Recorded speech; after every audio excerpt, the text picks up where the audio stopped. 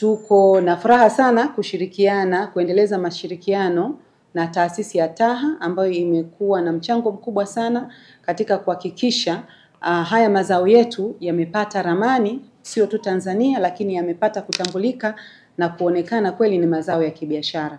Sisi kama serikali juhudi yetu kubwa na azma yetu kubwa ni kuweza kuona jinsi ambavyo tutaweza kuhakikisha hii biashara inafanyika bila kuwa na vikwazo.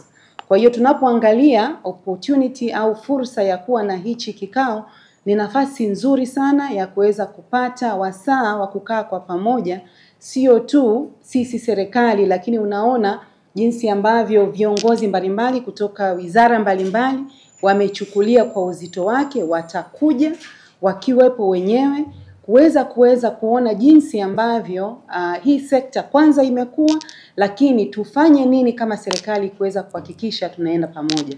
Lakini vile vile ushiriki ambao tutakuwa nao ambao ni wadau wa aina mbalimbali ni nafasi nzuri sana.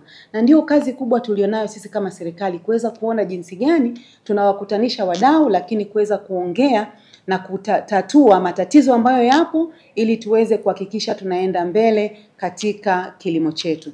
Kwa hiyo sisi tuko tayari na tunashirikiana kwa karibu sana na TAHA, na hii ndio mfano bora wa jinsi ambavyo serikali inafanya kazi na wadau wake katika kuhakikisha kwamba tunaenda mbele. Sisi kama serikali kazi yetu kubwa ni kuhakikisha tunaweka mazingira wezeshi ambayo yanawezesha biashara kufanyika.